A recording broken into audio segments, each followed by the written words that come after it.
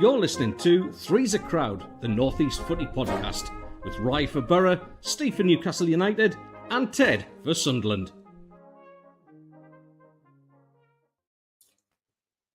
Good morning, beautiful people around this beautiful world of ours. Welcome to Three's a Crowd, the only North East football podcast where we bring Middlesbrough, Sunderland and Newcastle fans together, led by us three beautiful mugs. Well, two mugs this morning. Steve is obviously in makeup because he's got a busy day ahead, but we are here for your early morning, so grab a cuppa. We will be bringing you all the latest news from Middlesbrough, Sunderland and Newcastle. We've got Xhaka staying. We've got two homegrown talents leaving Middlesbrough.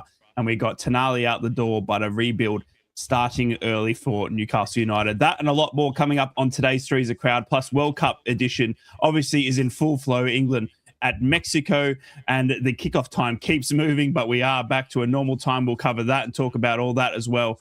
And obviously we'll get the reaction from both of these beautiful men who sit to the left and right of me. Good morning to you, Mr. Teddy Boy. Good morning. Welcome back, matey. Welcome back. You are a miss when you're not here. I know. I'm sorry. I try my best, mate. But like you said, What have I told you about apologising? Stop it. If I rock up once a month, do you know what I mean? Then I think it just keeps you fresh. Do you know what I mean? Keeps you on your toes at least, sort of thing. And that's the main I had a tasteful joke about that. And Mr. Steve Wraith, good morning to you, sir. Morning, mate. Welcome back. Yes. Thank you. Stop going in and out of hospital, son. Yeah, not wrong, mate. Not wrong. I tell you what, I believe we're over the hump, as they so to speak. But I do appreciate you both and love you both, and I'm glad and very happy to be sitting in the middle of you two because someone needs to bring the good looks and the young audience, back into the pod because I got it. You've got to do it, Ted. You've got to do it. Let's kick it off with some news that came out of Middlesbrough yesterday. Dale Fry has left the club. The club was unable to agree on a new deal for the contractor that's been with the club for 21 years. This one stung Borough fans. Dale Fry, who has been a first-team player since 2015, has left the club on a free transfer to Birmingham City. He was in contract negotiations all summer and was unable to come to a deal with the club not wanting to pay what Dale Fry felt he was worth. Birmingham were happy to come to the party and gave him a 3-year deal on the wages that he was asking, and Middlesbrough have been left without Dale Fry the first time since 2015. Steve, you have a lot of homegrown talent at Newcastle United, mate, and I can't tell you that this one didn't sting, mate. Dale Fry has been a stalwart at our Middlesbrough's defence. He was there when we were last in the Premier League, and him leaving on a free transfer, let alone leaving at all, stung the hearts of Borough fans yesterday. It sounds like it's gone stale for Dale, and he's decided to move on. I think it's just part of modern day football now, isn't it? People, players really just have all the power. Agents have all the power. Players have all the power. And it doesn't matter how much the fans tug at those heartstrings. They, if they want to go, they want to go, and there's nothing you can do about it. I think the lesson you learn from these kind of departures is just don't get too attached to players. Don't put them on a pedestal because there's one thing for certain. You're going to get hurt by them at some point.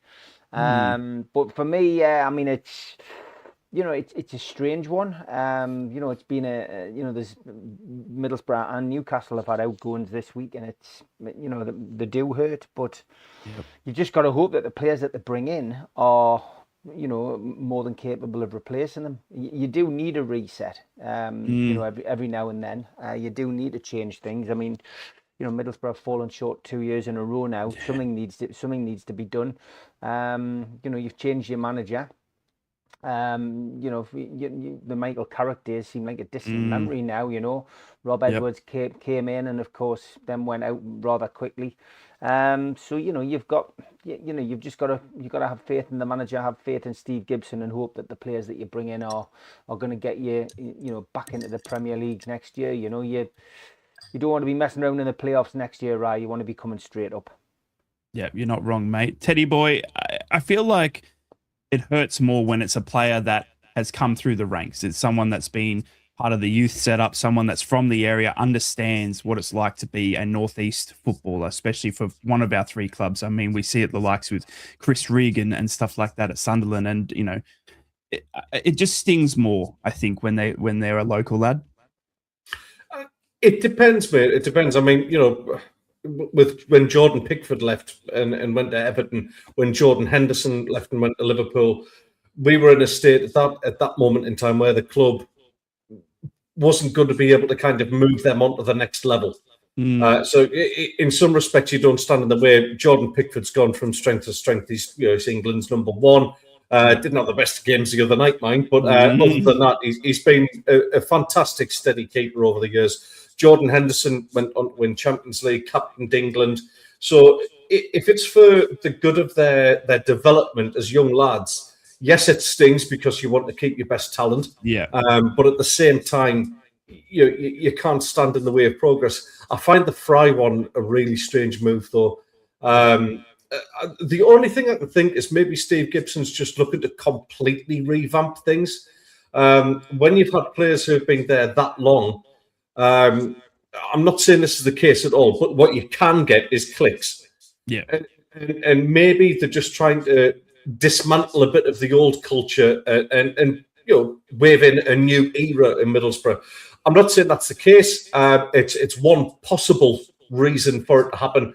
I was really shocked to see the move. I don't think anybody expected that one. But then again, it's been a week for WTF moments in transfer speculation, hasn't it? Yeah, it has been a definitely big week, and we will cover that as well. Digi with a question, right? Was there any truth behind the 1 year pay as your play offer for Dale? No, it wasn't. That's not true, mate. The unfortunate thing was that Middlesbrough weren't willing to pay Dale what he felt he was worth, and given that he has had an horrid injury run over the past 3 years, they were suspected or they were worried about giving him a long-term deal and on the pay that he wanted to be, given that he hasn't been featuring. Plus, I do believe, obviously, looking at Jones and Melander as our first choice pairing.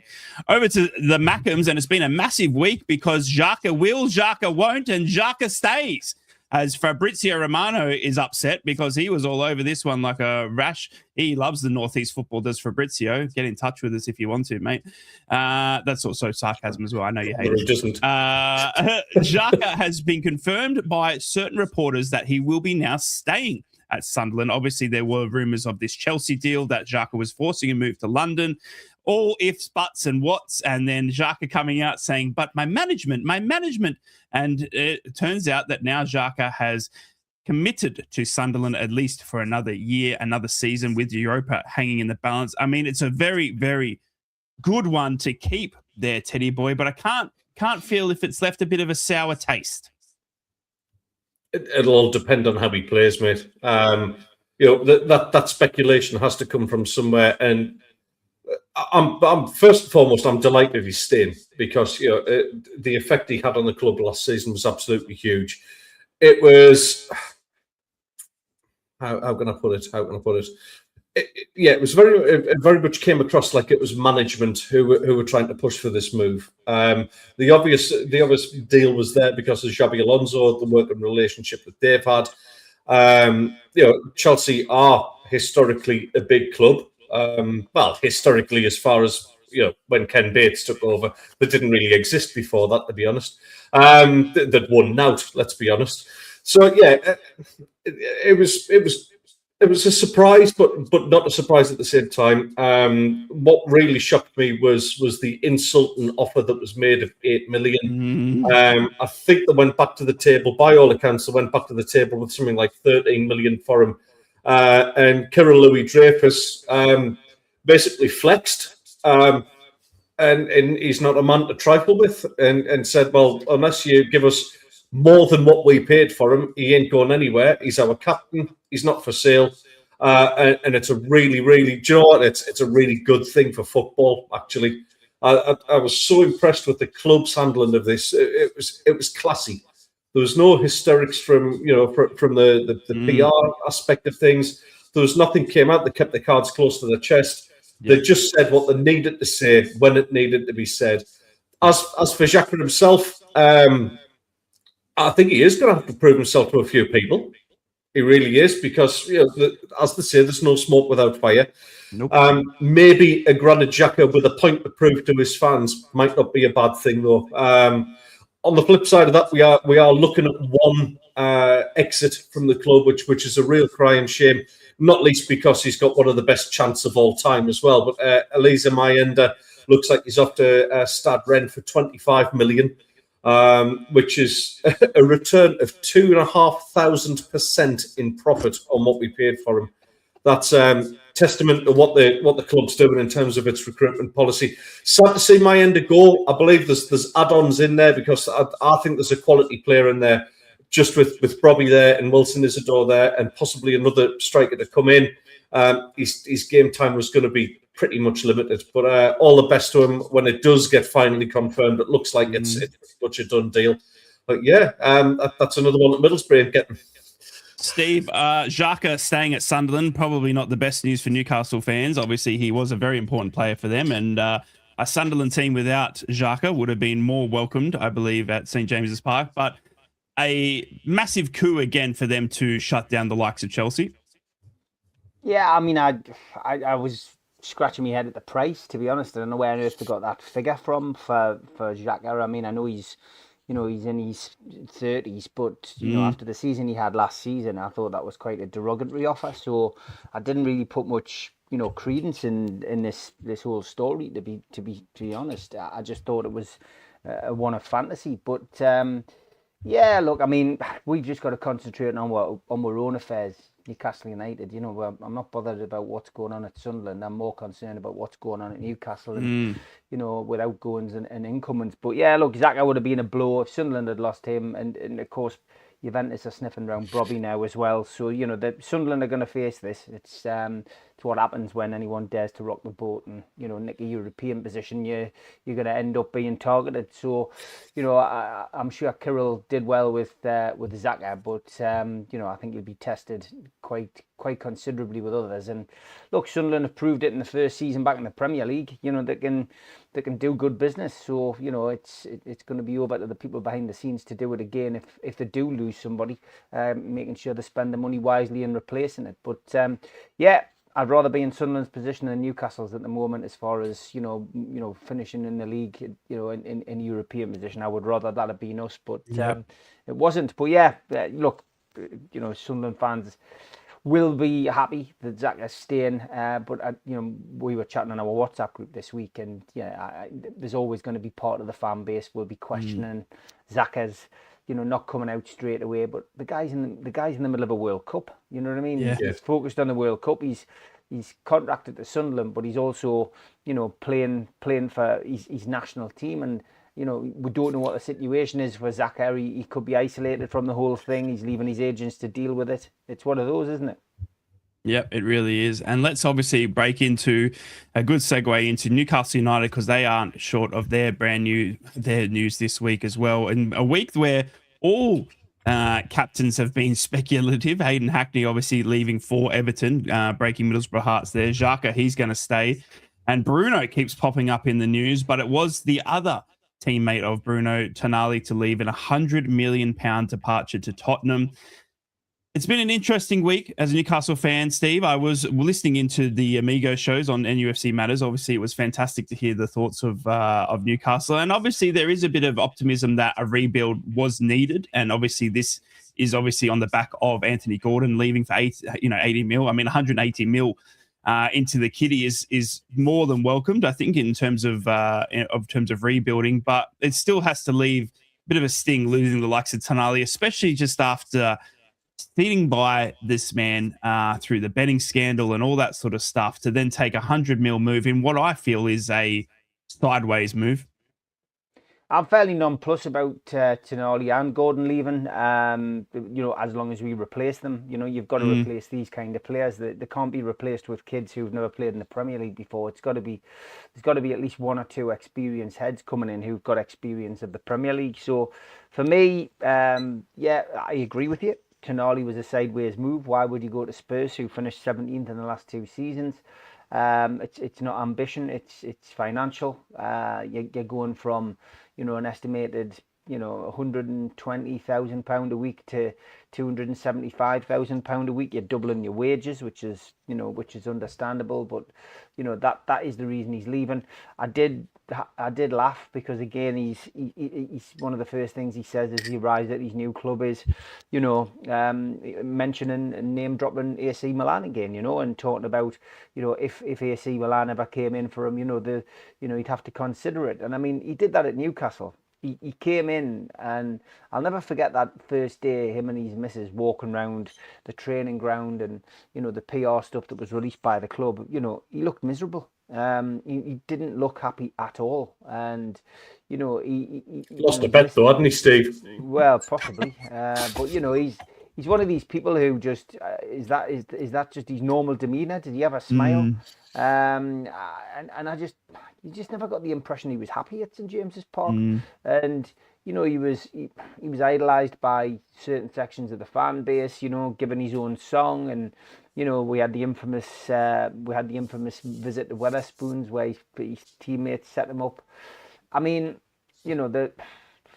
he's like epitomises what I was talking about before about don't attach yourself to footballers, because he just genuinely didn't give an inch about Newcastle fans. Didn't care about Newcastle fans, and clearly didn't care about the club. He only cares about the money and himself. So, yeah, look, I'm really scratching my head at his trip to Spurs. I find that a bizarre signing. I'm still not convinced De Zerbi's the right man for that job. We all know what happened to Thomas Frank last season. He was a great manager at Brentford and went to Spurs. But it's not our problem. We've just got to make sure that we spend the money wisely, and that is the big problem. You listen to the Amigos on Friday. It's whether we can spend money. What is going on? We've bought the property at Lees's Terrace, and has that kicked in? We've got the hilarious UEFA fines that have been handed out to the variety of clubs, and is that affecting how Newcastle can spend? It's a lot of questions for Newcastle fans in this window still.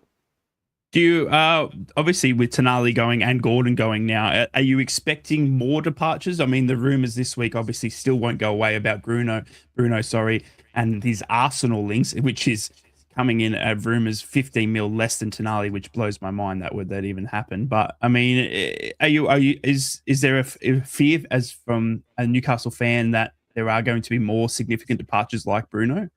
Everybody's for sale, I think. This is the problem when you've got Saudi ownership, but you've got a CEO who's an American who, Americans deal in this particular way. The players mean nothing. That they are just literally numbers on a balance sheet, and his job as CEO is to essentially balance the books and to make sure that there is a that there is a profit and that there's money there to spend at some point. And yeah, I mean, it could be anybody. Lewis Miley got an additional couple of years on his contract. I mean, he could be up for grabs. You make more money by selling a homegrown player.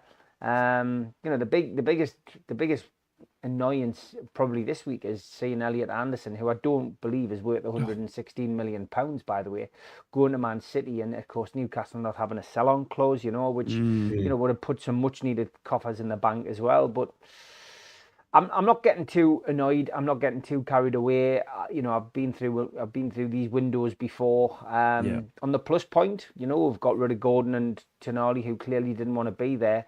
We've got rid of them nice and early in the transfer window, and we've got a huge amount of money for them. I think we've managed to inflate the prices on both of those players. And I guess, you've got to be happy that Newcastle stood their ground on Tonali, because, Spurs came in and had the audacity to try and lowball us. And let's face it, if Elliot Anderson's going for 116 million, then Tonali should be going for 100 million. There's no doubt about it, So look, I'm happy with that. Let's just hope we can spend the money wisely and bring in some adequate replacements. But like Brian Clough said many, many years ago, you every 5 years you need a reset. You either change the manager or you change the players. Well, Newcastle have decided to change the players.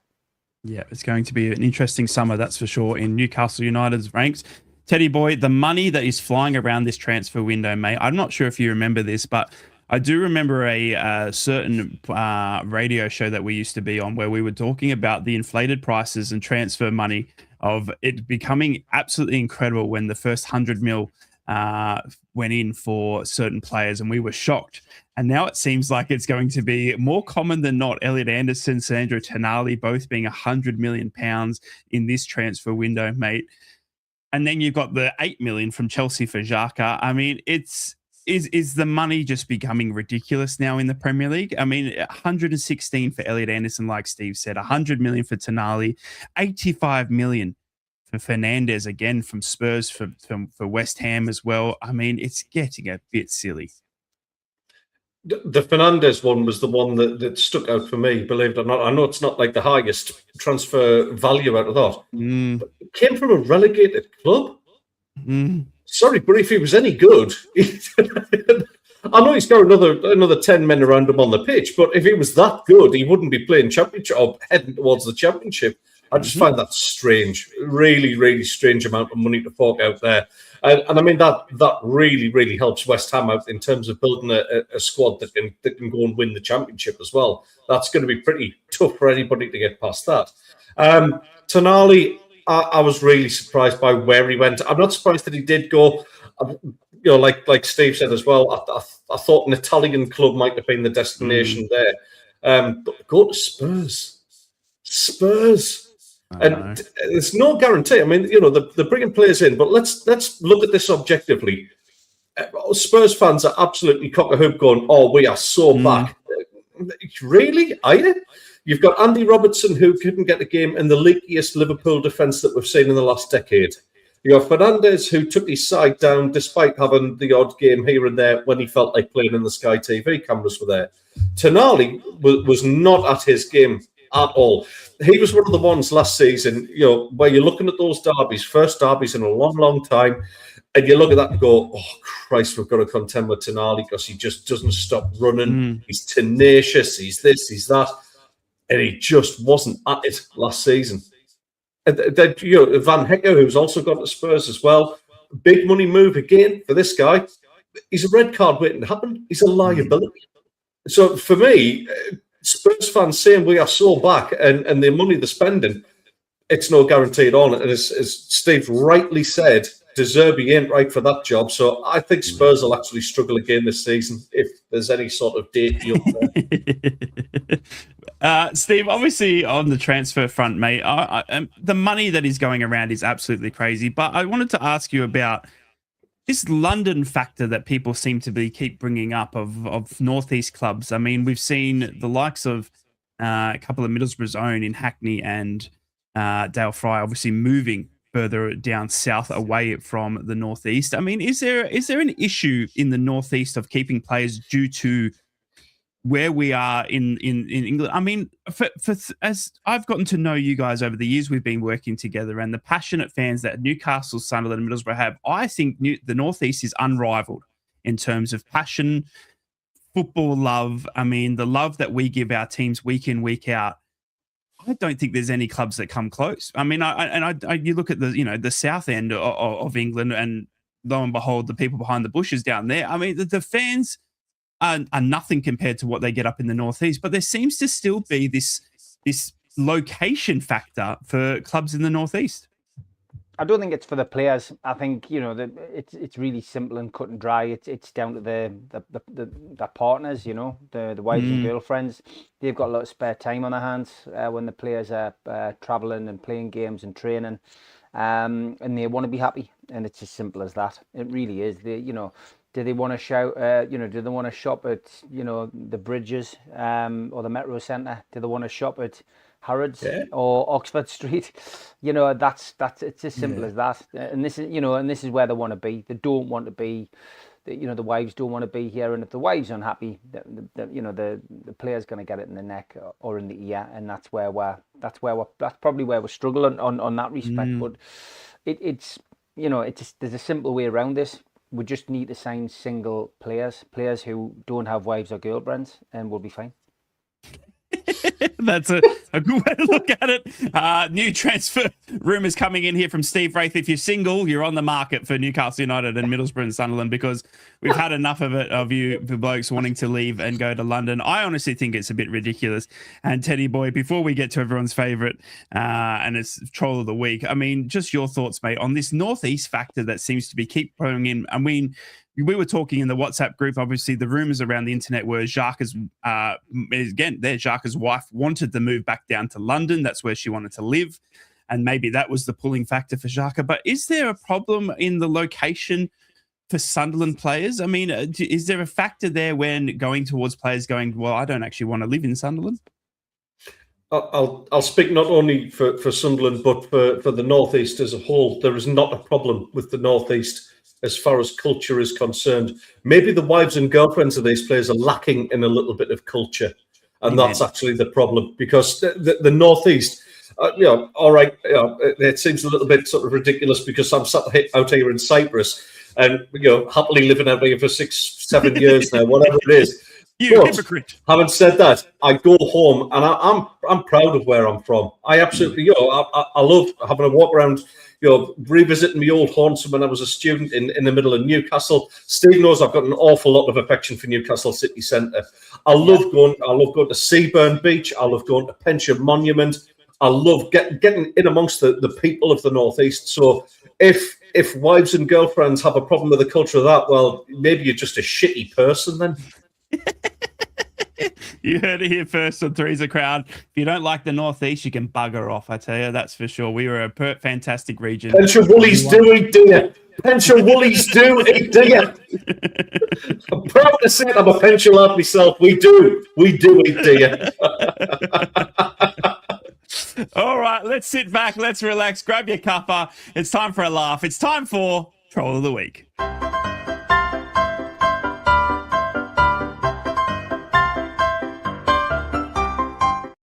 We've got so many lookalikes this week. It's been mental. The mailbag is full. Thomas Tuchel looking to take the strain after a few games already in the World Cup. I did laugh at this one as well. Jack Daniels and Coke. Jesus Christ. Gandhi Carroll. And if there's ever a movie about Elon Musk, Kathy Bates has got to play him. Oh my God. Wow. And if there's ever a new movie about Princess Di and Prince Charles, how about Harry Kane and Anthony Gordon? Great shout. And Switzerland's coach looks like Sly Stallone. Oh my God. Rambo. Yeah, fantastic. How about rose blocks for a new kids game? Jesus Christ, man. Any Cliff Richards fans? Well, it is Wimbledon. I'm just a rebel woman. Very good. And we'll finish with the lookalikes of this one. Jim Fast. Good old Jim McDonald. Apparently it costs the NHS over £300,000 a year to remove foreign objects from people's rectums. Why aren't we removing British objects instead? Was Brexit all for nothing? Jerry Payton in London. And great photo of the week here. I'm convinced that this baby may have drugged his entire family.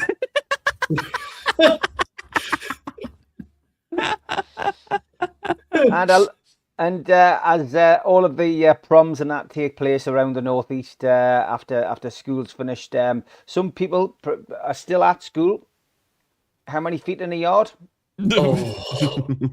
16. And congratulations to Sandro Tonali on his move to Spurs.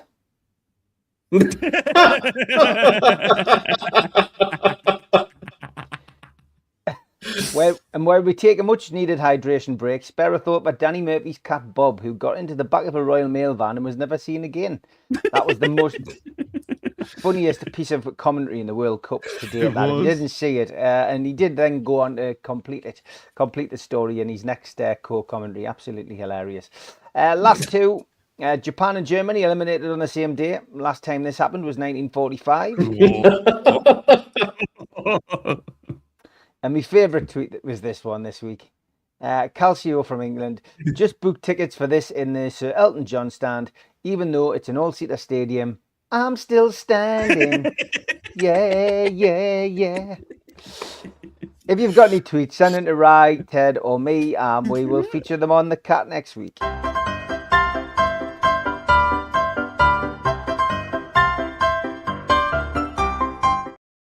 Always a bloody good laugh. Welcome back to Three's a Crowd, the only Northeast football podcast bringing Middlesbrough and Sunderland and Newcastle fans together once per week right here for your very listening eyes. We hope you're all fantastic, safe and well. We hope you're enjoying the World Cup. We've covered the three clubs, the transfers ins and outs. We've got to talk about the World Cup, lads, because it's been a very, very interesting spectacle. And I actually want to commend America on the show they have put on. Not so much Donald Trump exactly, but I feel like the World Cup has been quietly well done. And apart from the hydration break, which is absolutely shocking, Teddy Boy's obviously giving me the stare down the lens. But over to England and their chances, off to Mexico. The game is on at a different time every single minute, it seems, but it does look like it's been kept at this normal time of a 1 a.m. start UK time, which is absolutely ridiculous.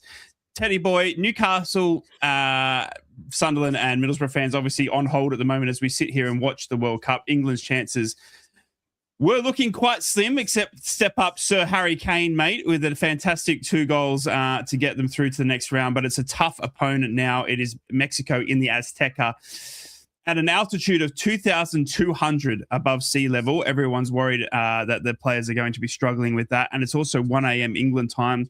I struggle to believe that FIFA couldn't have intervened when certain teams play to make it more friendly for their nation's viewing times. Australia obviously getting knocked out of the World Cup this morning. We have to watch that at 4 a.m. England now having to play at 1 a.m. I get, obviously, that they're not the host nation, but I still feel like something more could be done to make it more friendly for England viewers. But it's going to be a tough ask for England v Mexico.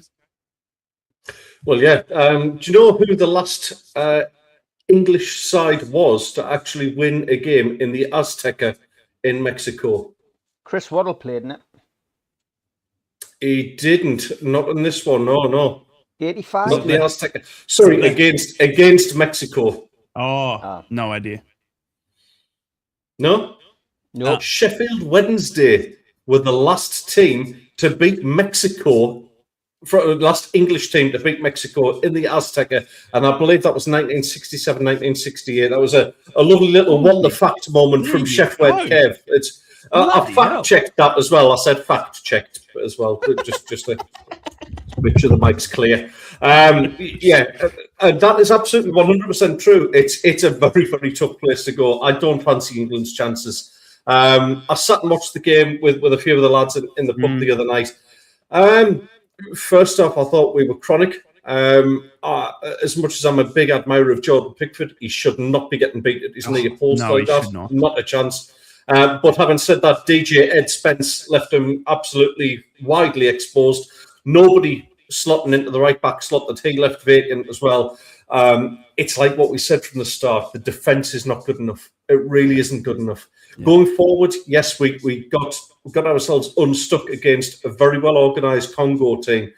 All due respect to Congo, they ain't Mexico, and they're playing in their home turf as well. So I figure for this one, to be honest, I think this could be lights out as far as it's concerned. I want to throw this open to the floor as well. I felt no sense of pride or joy in England winning that game against Congo, even turning it around. I don't know whether it's because I've maybe just been out of the loop in England for a few years now, but I just feel nothing towards it. I think that the English game, the English international game, needs a full reset. I felt nothing for it at all. If anything, I was probably willing Congo to go through just to force the issue of get rid of Tuchel, bring Eddie Howe in, which I don't know how Steve's maybe a bit about me mentioning that, but I would love to see Eddie Howe as England manager. I really would. I think the development he can do with younger players and bringing them through and spend some time on them, I think he could actually bring back a bit of English pride into the game. As it stands at this moment in time, I think England are dreadful. Second half, yeah, the peppered Congo and their keeper was on absolutely inspired form. He was superb, really, really was. But England should be 4 or 5 goals clear of these sides. With the amount of talent that they've got at their disposal. Not in this squad, by the way. But fair play, fair play to Harry Kane. He's doing the business again, and fair play to Anthony Gordon as well, who's had his critics so far this tournament. Came on 2 assists, and you can't really ask for much more than that. But I just think against Mexico over there, they are really going to struggle. It's going to be very interesting to see, and a great one for the audience of Three's a Crowd. Let us know in the comments if you are falling out of love of the England team and watching them just like Teddy Boy. Steve, I think it's been an incredible sort of tournament in terms of England getting it done when it's needed to be done. I mean, obviously, thanks to the likes of Harry Kane, who has to be one of the best strikers England's ever seen in the history. I think he's going to be one that we're very lucky and fortunate to be in the era of. But Harry Kane having to get it done to get them past, and now a tough test against Mexico in Mexico, mate. But are you like Teddy Boy, still falling out of love? I haven't enjoyed watching England. Obviously, I've enjoyed watching Harry Kane. He's been absolutely superb. Tuchel got the substitutions right. Certainly bringing Eze and Gordon on changed things, and it gave us a bit more momentum. But Ted's already said it. England are really struggling with the players he selected at the back. What possessed him to take players who were injury prone is beyond me, and who some who haven't even played games. Kwanzaa has to be the most bizarre squad selection alongside John Stones. I just don't get it. And then taking Tino Livramento as opposed to taking Lewis Hall. Lewis has played more or less the full season. Tino's been in and out with injuries. I just didn't understand it. And of course, those are the ones that have come back to bite him on the backside. Spence flatters to deceive again. It's a strange selection. I know we're not in a golden era of fullbacks, but there was other options. There is talk about him drafting Dan. Yeah, drafting in Dan Burn today because I don't understand. I don't understand the lack of involvement for Burn. I think Burn's been superb this season. I know some Newcastle fans will disagree, but he got a horrendous injury at the Stadium of Light in the derby. He had that to contend with, but other than that, I don't think Dan Burn had a bad season at all. I think he could hold his head up high, and I think he'd do England proud. So and he's a goal threat at set pieces. Yeah. There's been so many balls put in by Declan Rice in this tournament that nobody's got on the end of. Big Dan Burn could definitely do that, So the rumours are that he could feature tonight. So I think that's great, and the physicality that Mexico will provide tonight is something that Dan Burn is more than capable of dealing with. So yeah, I'm not as confident as some people think we're going to walk this. I think it'll go to penalties. I think this will be an extra time penalties game. I think it'll be very, very intense. That the humidity and the heat's going to play a part. But altitude as well, apparently. Altitude as well. I think we've just got to mention. We've mentioned it before. The ticket prices. It's absolutely disgraceful. $5,500 is the cheapest ticket for this game. There's 3,000 England fans there. Credit to them guys and girls for going, because that's just ridiculous. And the most expensive England ticket was $51,500. I mean, who's got that kind of collateral to go and pay for these games? I'd love to know, but I'd like to be a penny behind them. But no, it's crazy, absolutely crazy. And I agree. Congo, Congo gave a great account of themselves, and had Wissa, put that second goal in, would have been a different story. But he didn't. There's fine margins in this World Cup, and as everybody has seen, I didn't see it, but I've seen the highlights this morning.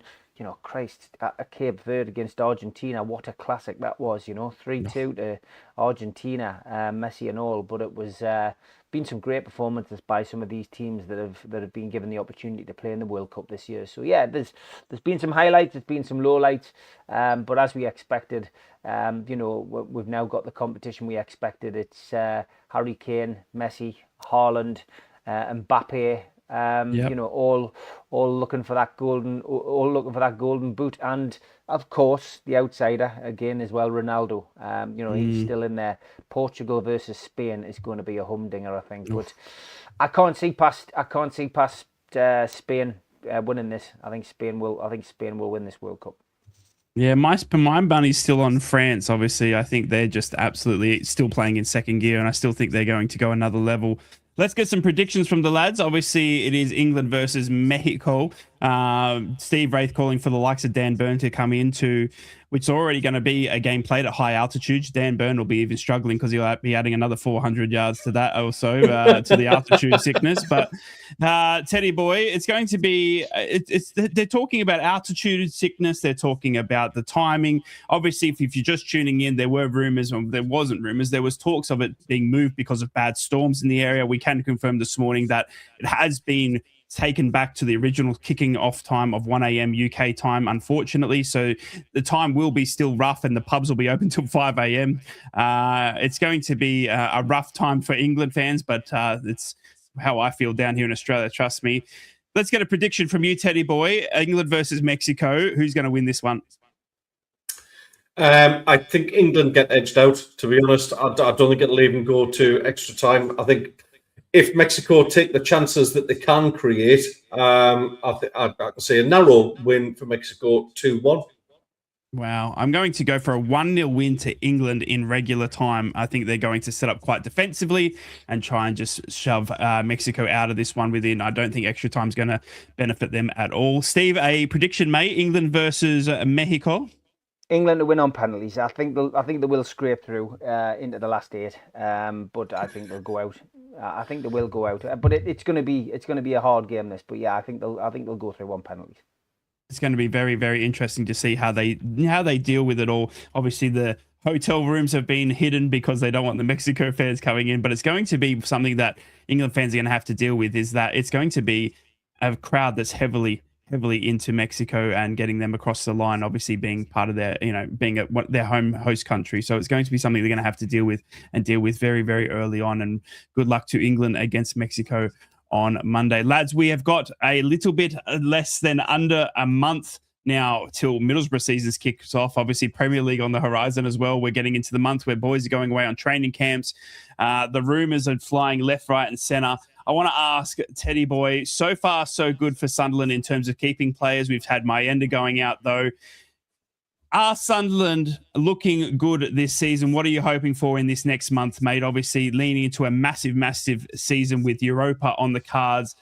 How are you feeling about Sunderland's chances going into this season? That's going to depend on the recruitment. And by recruitment, you've hit the nail on the head about players that we keep. Players who are on the periphery, the likes of Mayenda. I'm not saying you can afford to lose them, but when you're faced with £25 million return on a player that cost you £1 million, then you can't really turn that sort of thing down. I mean, retaining the likes of the core, the likes of Brobby, the likes of Lefebvre, the likes of Xhaka, the likes of Dan Ballard. Morocco. Yeah, Talby's really coming to the fore. He's having a really good tournament, and he's somebody who will, another season down the line of Premier League football behind him. I think we'll see some good things from him as well. It's going to depend on what we add to that, and they've already alluded to the fact. Gazolfi, who's the head of football now, has already said that they're looking at maybe 4 to 5 players to add to that squad. But with real quality. I think there'll be a shock signing in amongst all of this. I think most of it will be, pretty much business as usual. We'll pick up young players, the ones that we look to eventually spin a profit on further down the line. But I think there's scope for one major shock signing in amongst all of this. I'm not saying who. I've just got a weird feeling they're on a free. There's no fee involved in it, but it could be a seriously big signing. We'll wait and see. But yeah, sure. Listen, I'm positive about it. I can't wait to see us playing European football in our pink shirts, which I've ordered mine. It's on its way. Slice. The pink slice indeed. Yeah, I'm looking forward to it. I really do. We know what we're up against. Regis Labrise knows what we're up against. He knows Premier League teams who go into Europe traditionally score 10 less points than what they did the previous season. that means we're going to be, low 40s, low to mid 40s in terms of points. So we've got to pick up players, we've got to pick up wins, we've got to have a good start to the season again, and enjoy the European run. It's even if it is just those group games, let's just enjoy it, treat it for what it is, and the focus is always going to be the league, and and we'll take it from there. We've got ages to wait for the derby, which is a bit of a stinker, but December and May for them. But they'll come in time. They'll come in time, and I'm looking forward to it. Of course, I am. The real football, the proper football. Middlesbrough fans, obviously, we're waiting to see what this rebuild's going to look like, and I use rebuild with air quotation marks because that's what they're believing is going to be done. Unfortunately, they feel like they need to rebuild the team for a Kim Hellberg, and we've already seen some sad departures in the past couple of days. Obviously, Hayden Hackney to Everton, now Dale Fry on a free to Birmingham. I think we're going to need to look at this window as one that could be quite difficult in terms of players leaving, and maybe not so much in terms of what we're coming in terms of the quality we expect. We've seen Pert Harris on a free already come in, but Middlesbrough, we're going to be quite down to this transfer window, and I think in how we go in. And I think that unfortunately for Middlesbrough fans, and I know me alike, is that because Wembley goes so far into the season, it's still fresh on everyone's mind, and there's still a lot of bitter taste around that defeat and how we went about it towards that end of the season, throwing that good chance of sitting in second and stuff like that. So we really do need some strong signings now to really get us up and about and feeling good about it as well going into this season. So a big, big window to watch here for Middlesbrough fans. And over to you, Steve, obviously to bring things home, mate. Newcastle United obviously losing two players in Tonali and Gordon, but there does look like there's some good signings on the horizon. Toure as well. Manzambi, is it? I apologize. I believe he's been linked as well. It does look like there are going to be some new faces in through the door to excite Newcastle fans. Yeah, Touré's had his medical, so that's positive. Obviously coming in from Hoffenheim, 20-year-old, played in the World Cup with Ivory Coast. And Johan Manzambi, again, 20-year-old, he's currently in the World Cup with Switzerland and had a great World Cup so far. So hopefully those two do come through the door and Newcastle can, concentrate on bringing a few more experienced bodies in as well. But yeah, look, there's players coming in, which is a positive. Yeah, it's very exciting, obviously. And I think that's the biggest thing that fans can look forward to from all three Northeast clubs is that transfers will be coming in for players that want to live in the Northeast. And if your missus, breaking news, if you have got a missus or wife or you are married, you're not welcome. We want single boys, all right? Single boys to go out and get on it with after a big win. Please rephrase that. We only want single boys. Nice way to end your social media career, mate. I'm clipping that. That's all we got time for on Three's a Crowd. If you have enjoyed it, make sure you like and subscribe and leave us a comment down below. Good luck to England. We'll be back next week for Three's a Crowd. Unfortunately, it's all we got time for, and it's bye for now. Three's a Crowd podcast will return. That's not a threat. It's a promise.